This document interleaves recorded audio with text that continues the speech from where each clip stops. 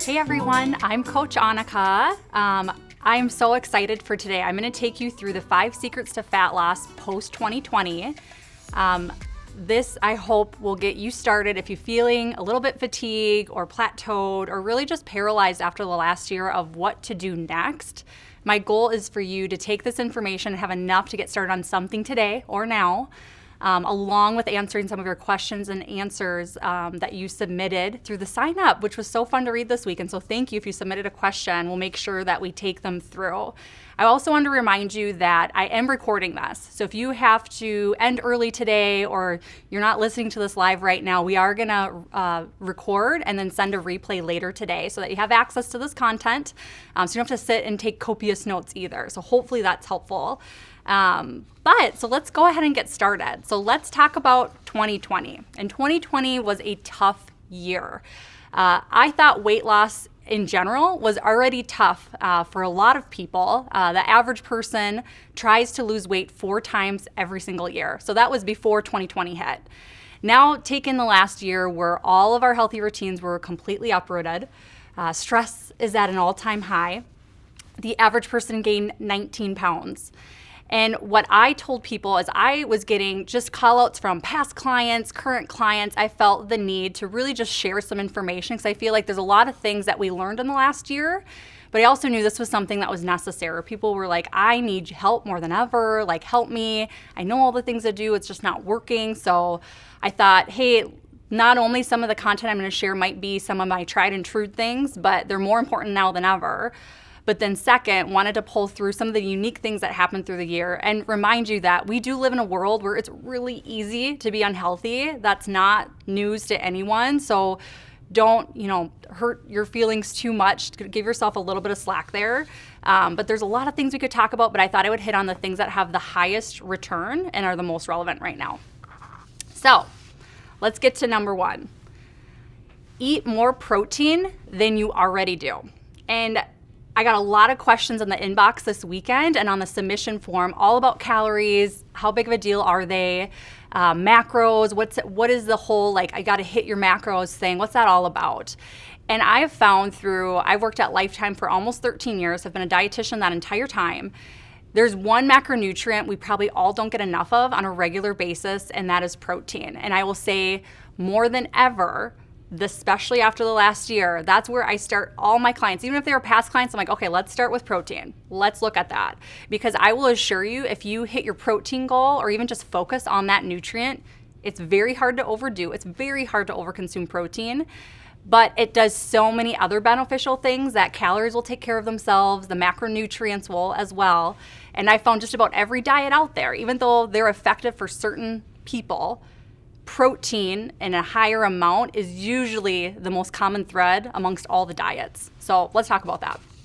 So you're seeing on your screen all the benefits of a high protein diet. So this shouldn't be lost on us, right? There's a lot of good reasons to do that. And if you've been in the fitness industry for a while or worked with a personal trainer, you've probably been recommended to increase your protein. And again, I work with healthy people on a regular basis, and that is still the number one thing that I found through diet and nutrition that they could improve the best.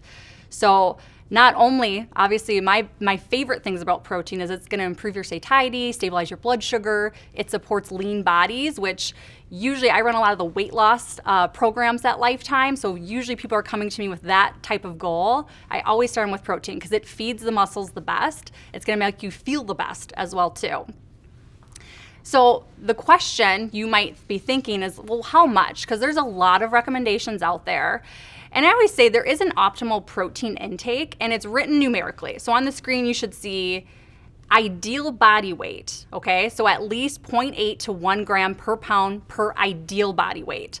So if your goal is weight loss, what you want to know is, well, what goal of weight am I looking for? Because if I want to be 150 pounds, that means you need about 150 grams of protein.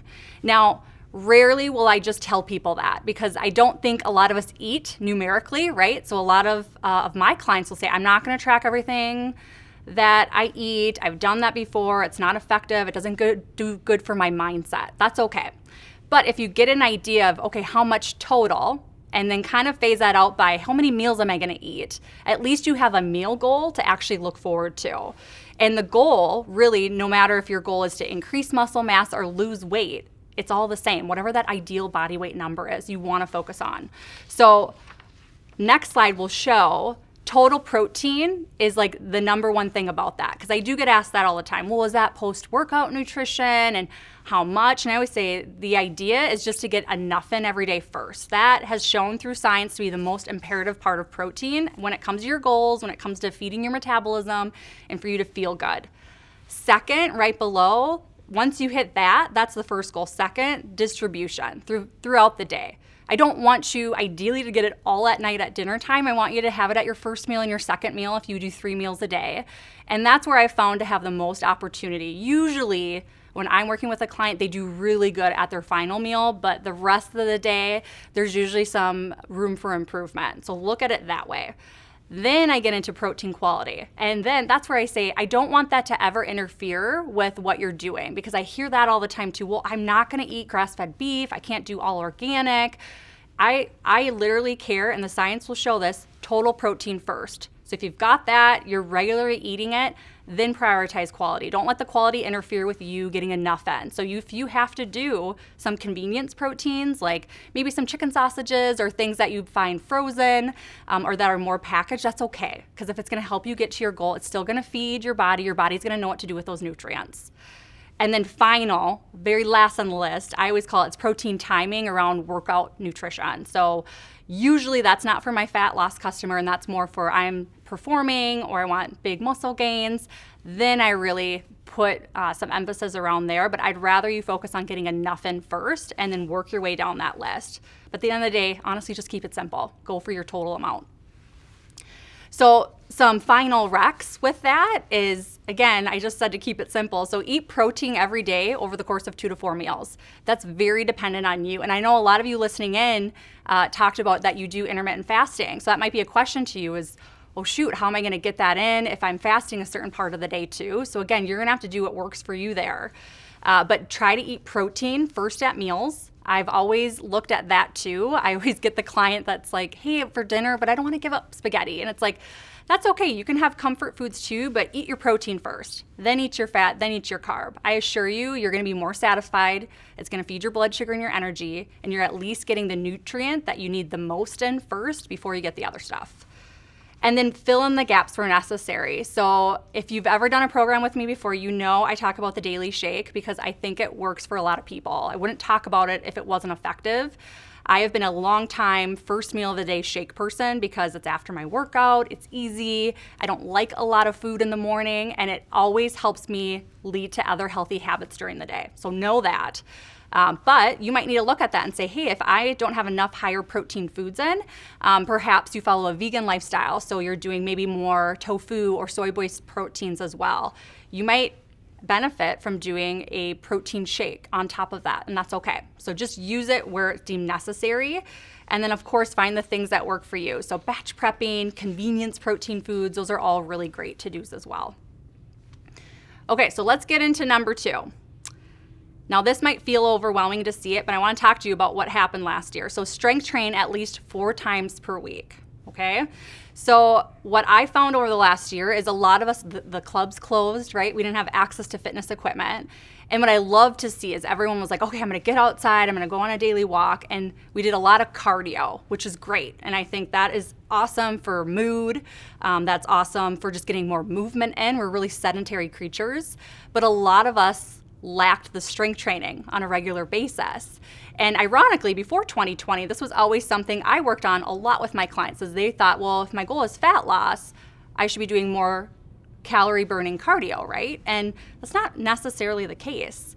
You want to train because you want to hold on to lean tissue and you want to hold on to as much muscle mass as you possibly can. So I always tell people, if you don't actively work on building it, you're gonna lose it. And every year after the age of 40, you lose it naturally. So if you can start those healthy habits now, even better. If you're past that age, that's okay. And I would say if you're doing none, work your way up to 4 times a week.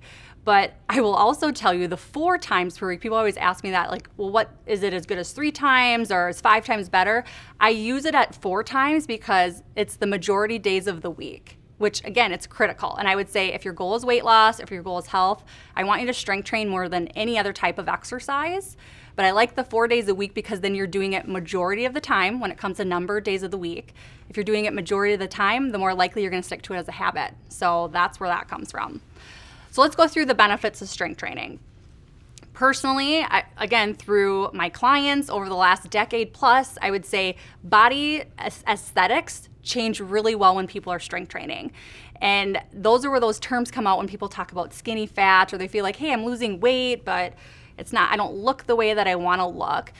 That's where that muscle comes from, and you want to promote muscle building. And that's, we just talked about protein, that's going to help nourish that muscle building, but the actual strength training is the stressor that's going to help your body build and maintain. Just looking at that long list, I love it, because the one thing that I think is critical for people to talk about, because when I talk about eating and influencing protein, when you increase your protein needs, naturally your carbohydrate intake tends to go down. So that makes it a little bit more positive approach than just focusing on getting rid of carbohydrates. But the problem is your body doesn't utilize carbohydrates as well when it's trying to lose weight as it does when it's holding on to lean tissue. So let me say that again. So if your goal is, and if you're thinking, hey, I want to be able to eat more carbohydrates though, so after I lose weight, will I have the ability to do that? When you carry more muscle tissue, yeah, your body can utilize that as a fuel even better. So think of it that way. So as nutrition, as I give you advice for fat loss, it can change when you get into maintenance mode or muscle building.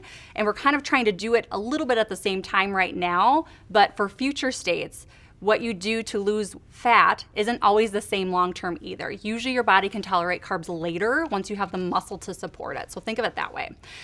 Women, I will always highlight as well too, because they're the biggest questioner of this. They're like, I'm not trying to look bulky or build or be big. You're not going to. You're literally going to grow lean tissue, which is going to get the physique that you're looking for, but then support your metabolism for all the things that you told me you wanted to do when you said you wanted to lose fat. So remember that. So some closing points there: train at least 4 days a week, not 3. So try to make the goal to get to 4. So even if that's not 4 this week, get the goal to get to 4 days a week.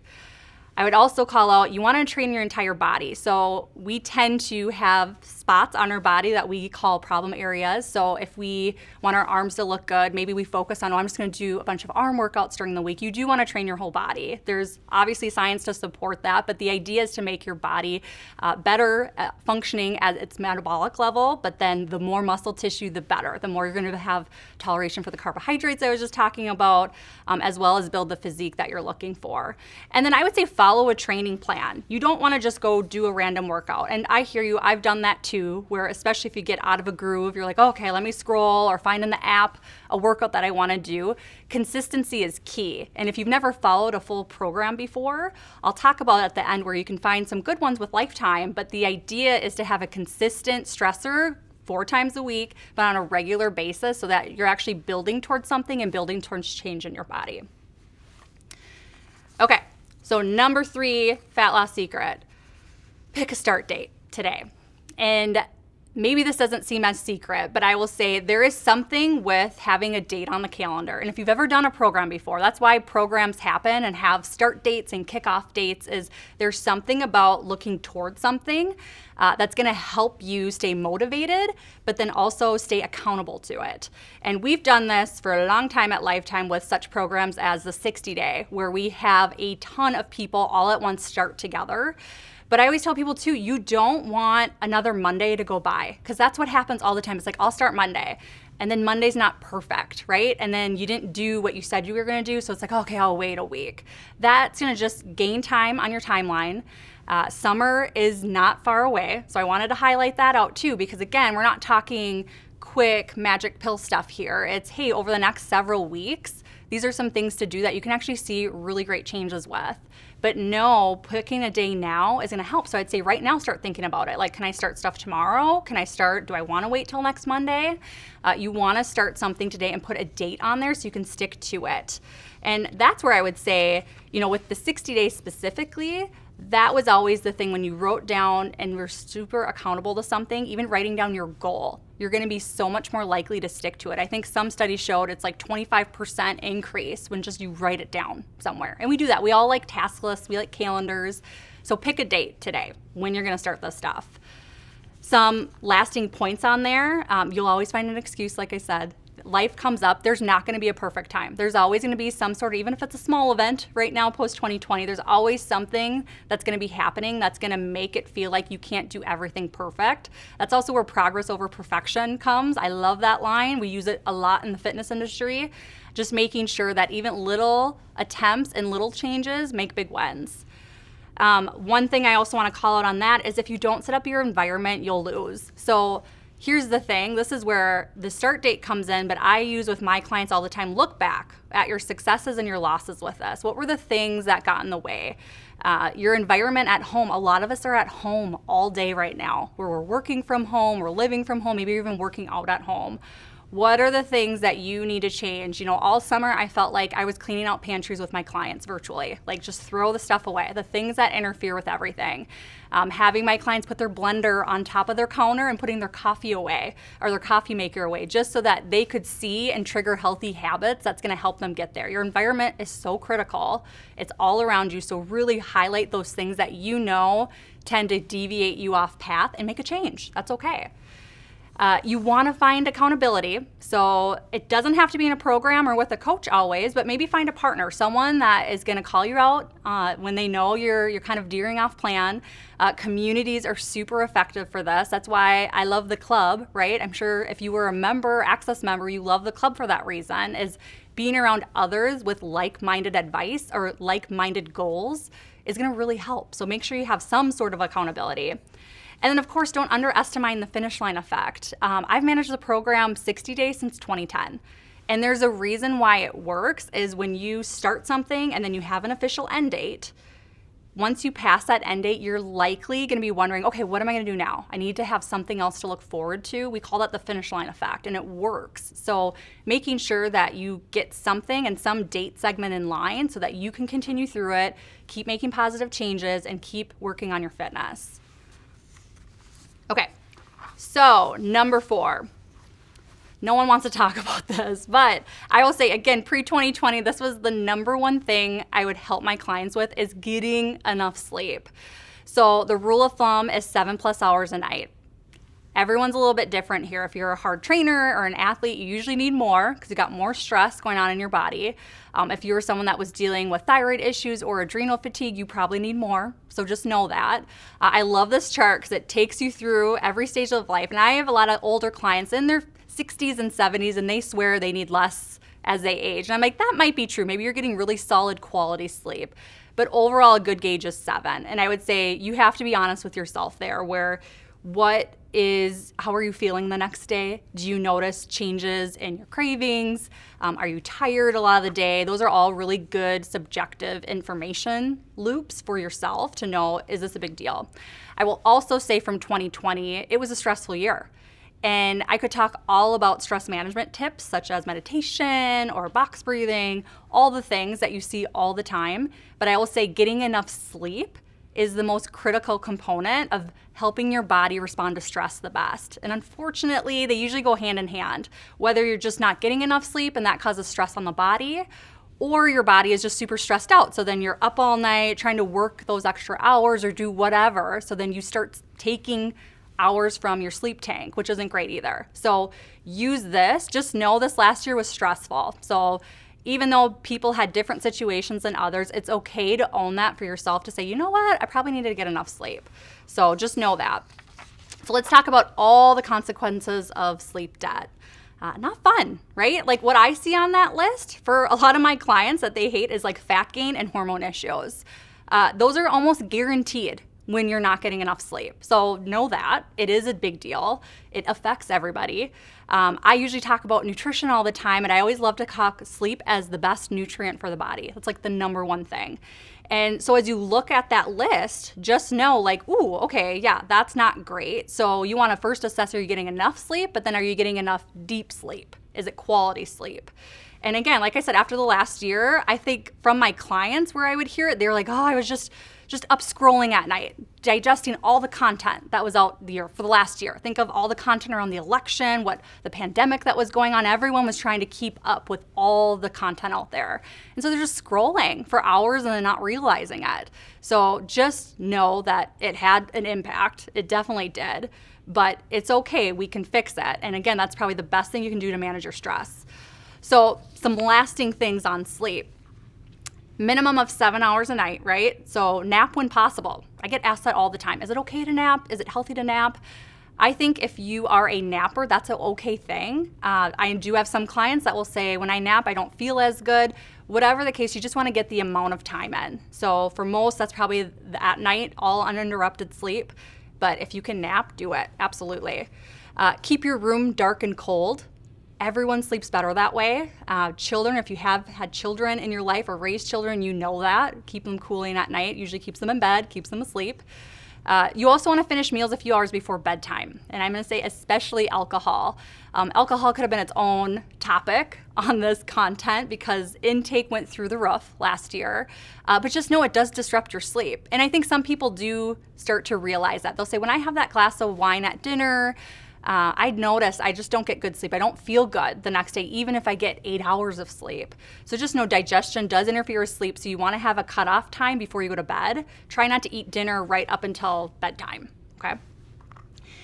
I would have a device shutdown time. And again, maybe you've heard this tip before, but I feel like people need accountability there. Like, maybe not have your device on your nightstand, or don't put it there all night. Maybe if you have a cutoff time and then you go put it on your dresser, across the room, do something. Don't spend your whole night scrolling because it stresses you out more. It's going to disrupt your sleep. And there's, I'm sure, better ways to get some shut eye. So making sure you do that, you know that blue light will impact that. And then, of course, use sleep tools as necessary. So I have big fans of melatonin that I work with. Magnesium, most number one depleted mineral amongst our population because we don't eat enough through food. So make sure, I would say, on the regular take magnesium. Magnesium can help if you have restless leg syndrome. It's a very critical nutrient. That would also be a really great one to use as a tool too.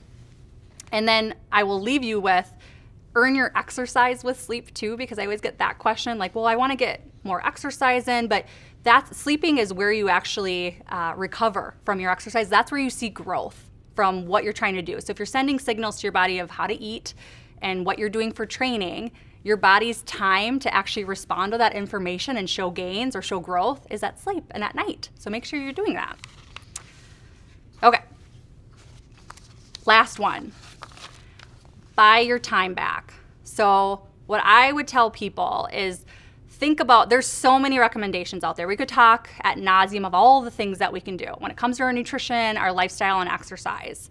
But what's the one thing for you that if you could outsource it, it would make everything easier? So I remember when I became a first-time mom, right? And you have all these new stressors around, you're trying to keep up with everything.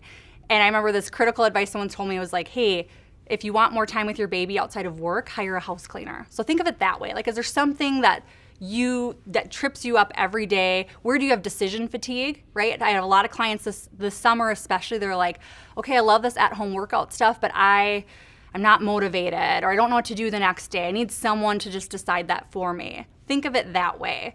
And I would say this year everyone was a little bit paralyzed. Like, things were changing all the time. Schools were opening and closing. Certain things like that were in your regular life, it was almost hard to keep up with. So you didn't really plan or make decisions because you weren't sure what was going to happen. So take that and learn from it now to say, okay, well, this last year happened. What was the thing that I just cannot get going or get started? So let me give you some common things to outsource that I've learned through my clients this year. Number one, grocery delivery, which that's kind of a silver lining. That became a big thing this year, whether it was ordering from restaurants or actual groceries. I myself love to grocery shop, but there are times where I'm not going to have enough time. So I would say if that's you and you're like, oh, it would be great if my groceries appeared at my doorstep every Friday, use that. If that is the one thing that gets in the way of prepping your meals over the weekend, do that. Maybe you need to hire a nutrition coach that can actually help you decide what to eat. What's your recipes?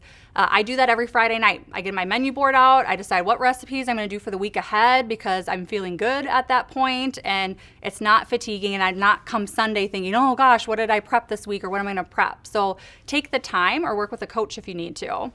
Exercise program design, that's what I used this year. Again, I didn't have a lot of habits that changed, although when I was working at home, I felt like I wasn't moving as often as possible. Being at home made me really lazy. I wasn't running to conference rooms or meetings, etc. Maybe you can relate to that. But I also started to see that my motivation for working out just wasn't there. I wasn't challenging myself. So I joined our virtual GTX group, and I love it because someone else decides what I'm going to do. I'm accountable. They keep me motivated. So think of what's the thing for you, because everyone's going to be a little bit different there.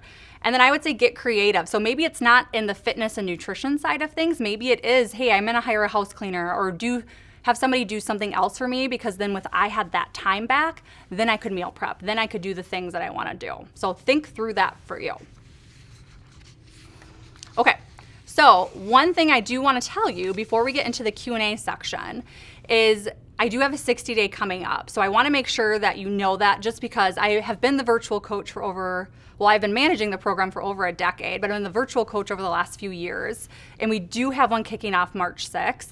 I always tell people I do think it's a really great program that has a lot of these components in there. But if you're looking for a start date or something that you feel like you need a little bit more accountability, that would be the place you could start. So I want to give just a couple quick highlights there. As there is group support. I am the virtual coach, so you hear from me throughout the group. There is an 8-week online program for nutrition and the training side of things. So I'm going to tell you what to do for your workouts, and then if you want a meal plan, there is an 8-week meal plan along with 150 plus recipes, and it's all for $20. And then new this round, we're bringing back, you can sit down with a trainer in the club if you want a consultation, a really specific plan. But to me, it's always the no-brainer. So we'll make sure we'll send the link. You can sign up at lifetime60day.com. I'll make sure to send the link with the replay too. But to me, that's just a perfect, if you're looking for something, try that. Then at least you have access to me and we can continue the path there. Some other support things. So I want you to keep an eye on your inbox, because I will send you the link as well as other ways that you can follow me.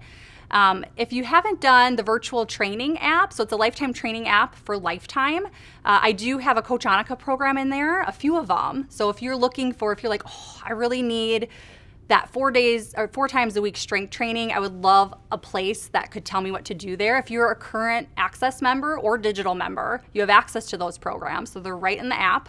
I'll make sure to send the link there too. Otherwise, the Lifetime Training Facebook group. So if you're not already following that, I try to post there on a regular basis. There's all sorts of just great community. So if you want to be amongst an almost 10,000 person group to ask questions, to get information, that would be great as well. Okay, so let's get into your personal questions from the inbox, and then I will say from our actual form stack that went out for registration. Okay, so do you want to hear the top question was around intermittent fasting? A lot of you are doing this, which is cool. I got asked this on the Lifetime Training podcast last week too from the host Jason, because he was like, what do you think about it? And I actually think fasting is one of the most forgotten cures. It really does have an impact. What I will say though is I do have a lot of clients or people that come to me that haven't had a great experience with it. And I will tell you this, that if your metabolism has barriers in it, or your body's super stressed out, maybe you're dealing with thyroid issues or any other hormone issues, it can be very challenging to stick to. So know that if you know other people and they love it and they feel amazing, they've lost weight, and you're not, you might fall under that basket where it might not be effective for you right now. When your body gets through homeostasis and have less of those barriers going on, that could be a really great thing to do. So I would say the most effective strategy, if you're not already doing this, just a daily 12 to 14 hour fast, I found works well for most. So if you're wondering, hey, there's different hours and ranges out there, what's the best way? I found 12 to 14 for most, especially women. It's absolutely healthy long term. And maybe you put yourself in this bucket before. I know for me, I was not a breakfast person for years. And I remember when I went through dietetic school, I felt like I got reprimanded for it, because I was like, breakfast is so important. And it's really breakfast for you. Whenever you want to break your fast is that's what works. And I would say that's why I like the shake, because it's light on my stomach first thing, and I have to eat first thing because I work out and train at 5 a.m. So I do think it's a good strategy for weight loss. But like I said before, if you're having issues controlling appetite with it, maybe, so if you're like, oh, I get to my first meal and I always overindulge or overeat, maybe not the best strategy for you right now. But if you do have it controlled and you've been doing it, maybe once a week, a 24-hour window could also be impactful. And definitely wouldn't do it pregnant. Like I said, thyroid, adrenal fatigue, if you have imbalances in your metabolism, probably not the best thing right now. Okay, second FAQ we got is, hey, Anika, I am 50 plus and menopausal. How do you lose weight? That's a really hard time for fat loss, I would say, during the life cycle. So whether you're through menopause or post-menopause, you want to know now, hormones are everything. They literally do everything. So if you don't know where your hormones are at, that would be a really great time to get that stuff tested, just to make sure, like, hey, especially if you're through menopause and you're like, okay, where's my body? Where's it landed? Where's my testosterone at? Do I still have estrone or estradiol? Which are the estrogen levels that you can test. Adrenals, I would say most common in that age population that I found interfere with fat loss. So those are those stress response parts of your body. So we tend to, they talk about different ways of how we describe what's going on with the adrenals, but if you've ever heard of adrenal fatigue or tiredness, that can have a huge impact. So you might need to work first on stress management, lifting weights on a regular basis though too. So like I said before, you lose muscle. So if you're losing muscle, that's gonna impact your metabolism. So make sure that you're lifting and get that mindset out of your head if you're the one that thinks, oh, I thought that made me bulky. No, strength train on a regular basis 4 times a week. Alcohol tends to have a bigger impact than before. So usually you have to monitor alcohol intake. And that's why I was saying if you can test your hormones, that will give us more of an inkling of what's going on. But then cruciferous veggies, so like broccoli, cauliflower, those are really great support for detox. Detox, my program, if you've done that before, that is great with that population. So usually that's a starter if you're working with me one-on-one. And I can send you details on that too. Okay, belly fat, how to fight belly fat. This is such a hard one too, because when I was talking about strength training, when I was saying don't pick specific parts that you're trying to focus on, so you don't want to do a ton of ab movements. Even if you're trying to lose belly fat, you want to do all the things to support that. So first question I always wonder is it bloating or is it actual fat? Because sometimes we just have a distended abdomen. Which again, you could be not tolerating gluten, dairy, FODMAPs, cruciferous veggies, high fiber foods might be hard. So you might have a gut issue that we need to go through. I always go back to stress and sleep though. So getting enough sleep, managing your stress. And then like we were talking about before, strength training on a regular basis, that's the most critical. Sometimes belly fat can come from elevated insulin if you have blood sugar issues, which 1 in 3 adults tend to. So know that. I always tell people that too. If you don't know what your fasting insulin or blood sugar is, that's a really great piece of information that could help that too. But just making sure that you know if it's an impact, but if you're eating high protein at your meals, that's going to benefit you. Strength training and exercise on a regular basis too. Okay, thyroid, what to do. I have had thyroid issues for years. Thyroid it's a big deal. So I think it was estimated 1 in 4 women will have a thyroid issue. So again, you need to test that. And so if you know you have a thyroid issue, you probably do know your markers. So you need to do them on a regular basis. So as you're figuring stuff out, that might be a couple times a year. That might not just be yearly to check. So know that. Thyroid tends to be thrown off through stress, lack of sleep, toxicity, or food allergies or sensitivities. So if you haven't tried influencing any of those areas, you definitely want to. Any of my clients that have thyroid conditions or issues, gluten-free all the way, I can help you with that too. We have a lot of great content on Lifetime or the source.lifetime.life that has a lot of information on what you can do with that too, or following a gluten-free diet. But then stress management, good sleep, and making sure there's not other food sensitivities getting in the way. Okay, sweet. So we've got a few more from you guys in the chat, and I apologize because I can't see the chat. Okay, so how do you reduce cravings? #1 FAQ of all time.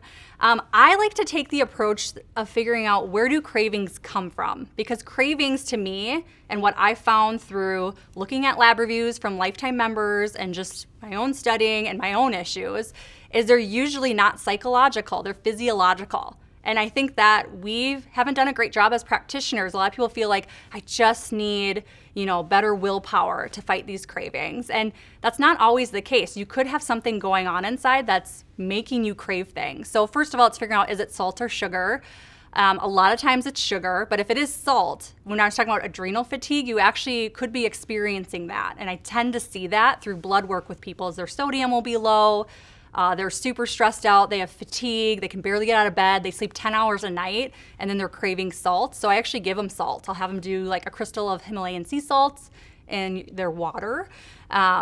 If it's sugar, it's usually could be due to the early stages of stress, because stress elevates another hormone in our body called cortisol, or cortisol is your stress hormone, which can elevate blood sugar and insulin. So knowing that can help too. So if you're managing your stress, get better sleep, because I will tell you 9 times out of 10 too, when you don't get good sleep, you're going to crave sugar the next day. So get sleep.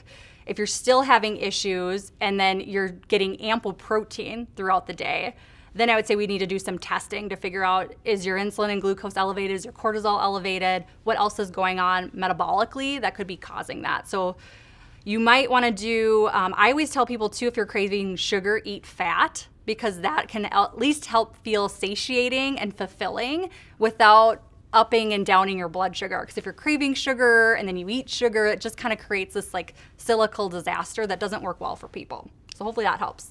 I have a really good article on that too, of like how to, what to eat when you're craving sweets or carbohydrates. And it takes you through each type of craving. Recommendations for stress eating. So very similar to what I just said too, where if it's mental, emotional stress, like what are you doing to actually help combat the stress? And that's a hard conversation to have, because I have a lot of clients I end up having that talk with it might be time to figure out some sort of stress management technique, because you don't have any of the foods in the house anymore and you're eating well and maybe you're getting good sleep and training. But if you've got high stress, high mental emotional stress, or just a stressful lifestyle, you might have to do other things on a regular basis to help combat that. So for stress eating, very similar to the cravings, I would eat fat, have good healthy sorts of fats, olives, nuts and seeds, things on hand, so that in times of stress, or that person that I have a few clients that have the drawer at work where they have sweets and sugar and they grab them when they get super stressed. Make sure you have good solutions when it happens. But again, get good sleep, eat ample protein. That will help with that too. I always struggle with snacks at night. What would you suggest? That is the time of day I'm talking about for most people too, where it depends on the person. And so usually I will take people through like, well, what's going on? And I work with a lot of parents too of younger kids. So it's that I put my kids to bed. I want that 2 hours to be an adult, watch TV, eat a snack. Where others, it might be very habitual. They always have a glass of wine. So maybe they're trying to cut out alcohol, so they need something to do with their hands, or, everyone's a little bit different there.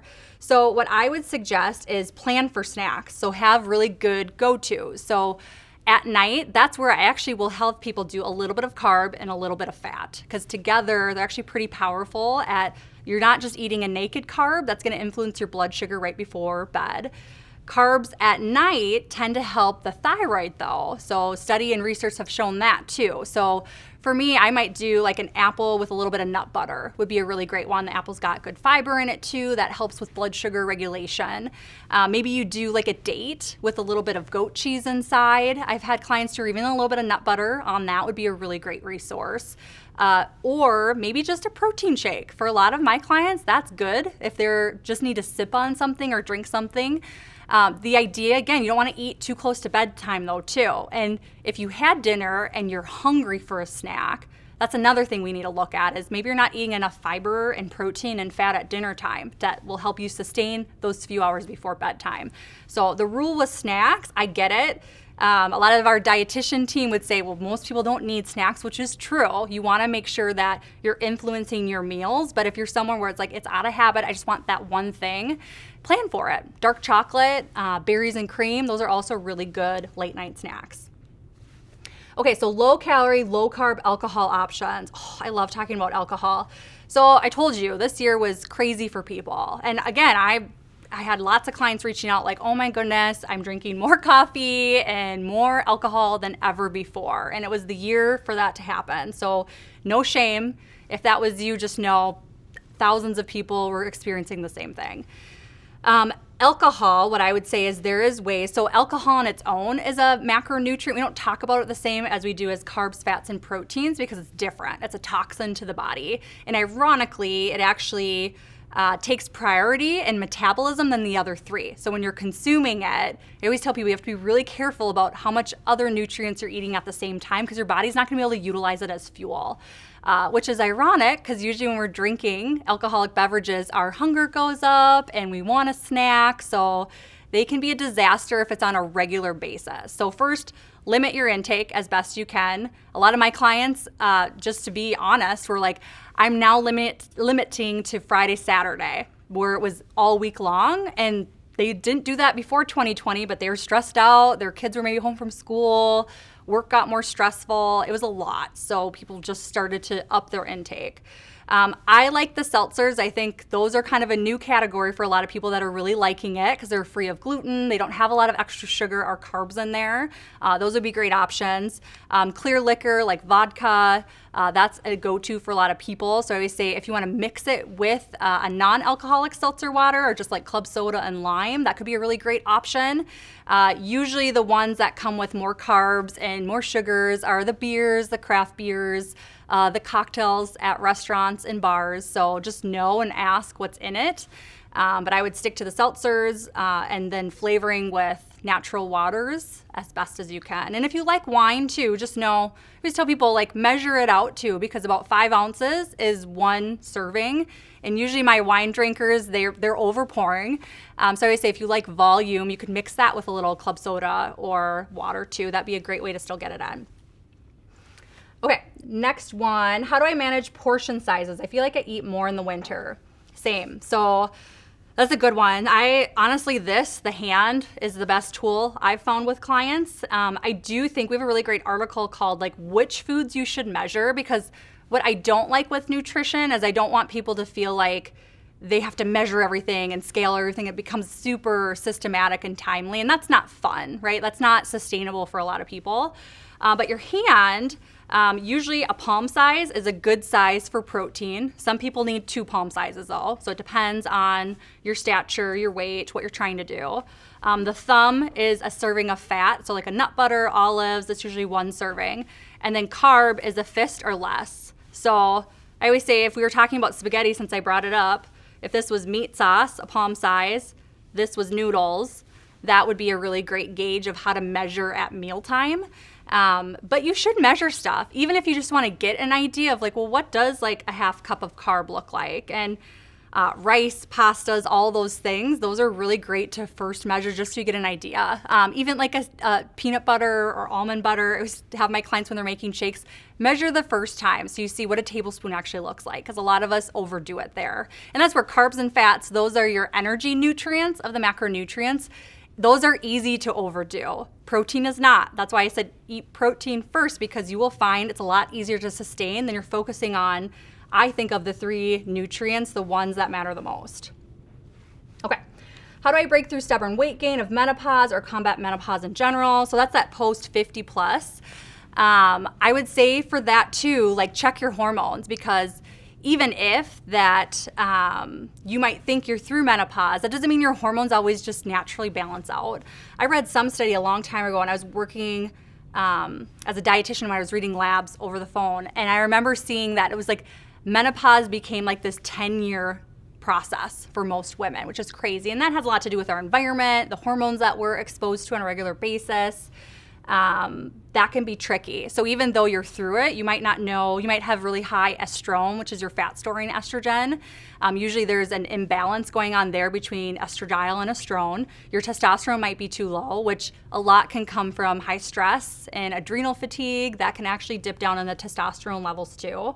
So I would say if you're already doing this thing, such as sleep, managing your stress, eating good amount of protein, and strength training, then check your levels, because that could help. And if someone, let's say, we find out through blood chemistry, like, oh my goodness, yes, your estrogen is high. I'll usually detox because your hormones are having a clearing issue. You're obviously not producing them anymore. And I always say that to women too, because they're like, Anika, I went through the change. I'm not producing them. I'm like, I know, that doesn't mean your body isn't having a hard time clearing out the ones that you are exposed to or the ones that you had prior to. So know that. Okay, last question. Ooh, this is a good one too. Is calories in, calories out really true when it comes to weight loss? Man, that's my whole career. So, and I understand there's a lot of misinformation out there, or just a lot of information in nutrition. What I'll say with calories is when I got out of school, that was the methodology I was taught in school. So to get my 4-year and went through my dietetic internship, it was like for weight loss, reduce calories and have people move more. I will say calories are important, but they're not the whole picture. So know that. And very rarely have I had clients have success by just monitoring calories, maybe 1 out of 10. And I've seen, I lost track, thousands of people over the last 10 years, so just assume. But it's it's tedious and people hate to do it. So it's not my favorite approach. I like to take the approach of nutrients because I think, and that might be, are you talking macronutrients? Yes. So fats, carbs, and protein, because that's what your body is utilizing, not just calories. So know that. And then more important is something called micronutrients. So vitamins and minerals, fiber, all the other things that are in these foods too. So I would say if you've tried that approach and failed, that's okay. Most people do. I think it works once for some people, but for most it doesn't work at all. I would rather have you look at your blood chemistry because that's really what health is and what your body is going to show for healthy. And then focus on whole foods, protein at every meal, and really just limiting the amount of packaged processed foods in your day so your body's actually being nourished and getting the nutrients it needs. So that was a little long-winded, but that's my goal with that. Okay, so I think we are at time. So if I didn't get to your FAQ, feel free to email Coach Anika at lt.life. Myself and my team are happy to support those questions too. I hope you learned something. Hang in there. And if I don't hear from you, I hope I see you in the 60-day. All right, you guys take care.